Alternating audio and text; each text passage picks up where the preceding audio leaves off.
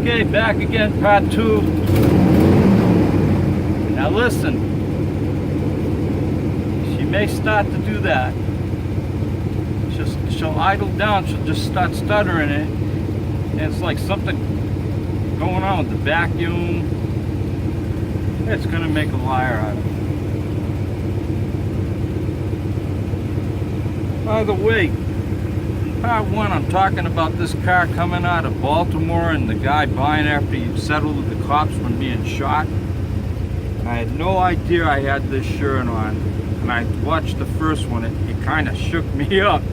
Baltimore Orioles. There you go, see?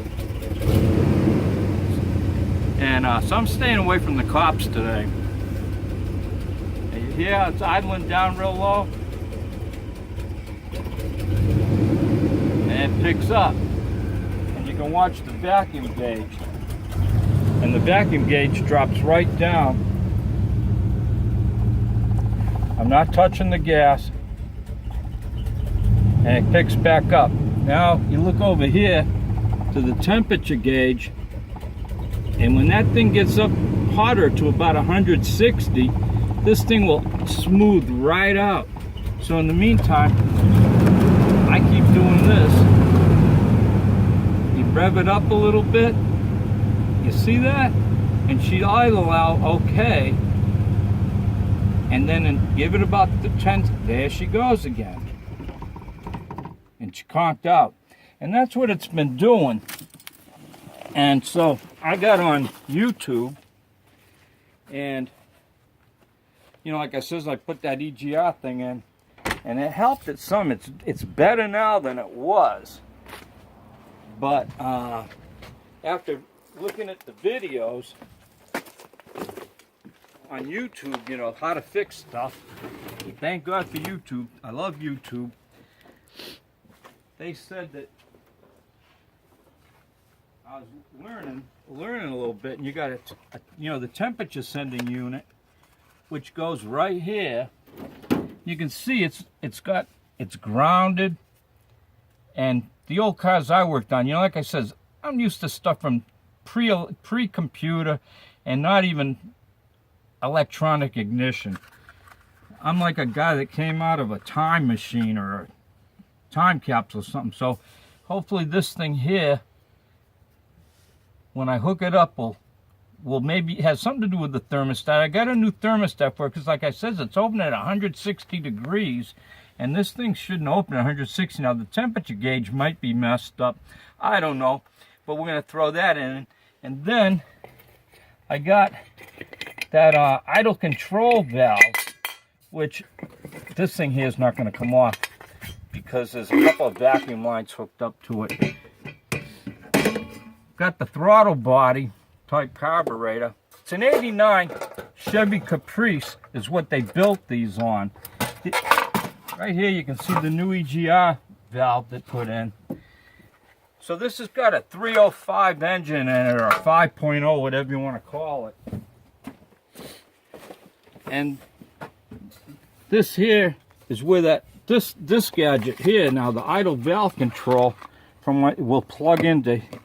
I got to take this out and unscrew it, then this thing screws in and hook, you know, the electrical connector back up. And after I do all that, we'll start it up and see how she runs better. I did put new spark plugs in it, new spark plug wires, which they gave me the wrong set of spark plug wires. And that's a long story. The part shop I bought them from is too far away to go back and bother with. They're already in. So it's actually got 2 original wires on it. But when I put the new spark plug wires in the new rotor and all that, it didn't make a bit of difference. This did help it some. I'm praying that this other stuff will clean it up. If it doesn't, you got a lot of EPA stuff on these cars, and I want to get it running better. All right. Now, just for some side notes, like I said, I kind of want my wife to be able to have the car, but she doesn't want to drive this. I don't want her to drive it. The AC doesn't work, which I have put a vacuum pump on it and brought it down, and it's held vacuum. And then when I charged it though, the freon went right out. So I don't know, I must have done something wrong. You know, they say first you don't succeed, try again. The doors, this thing here, I guess Chevys were famous for that. I just messed it up, but a lot of times that thing will get locked up and then you can't shut the door. And you know, she's not going to remember that. And you slam the door and they both sides do it. So these got to replace. The window motors are messed up. You know, they don't go up and down. I think I got one window that works right. The rest don't. So I want to fix that so they'll work operate. I don't know. The switches are here. Yeah, I got two marked white because two are working, and I didn't want to mess with the others, but now only one works. I think the one that works is the back vent.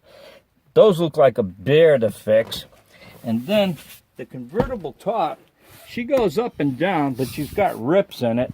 The other side, I taped up the rips, and so that's no good. There's, you know, last time her and me took it out, we drove it, and then we had the top down. When we got back, the top went up, but I couldn't get it to close.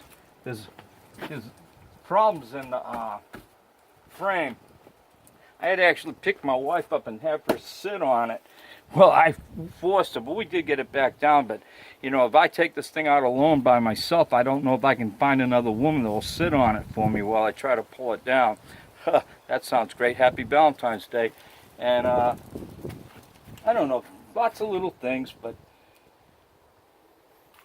now I guess I just wanted to put this out so that when I start working on it, you can see the different improvements. This cap, it's got a button in there, you push and it pops open.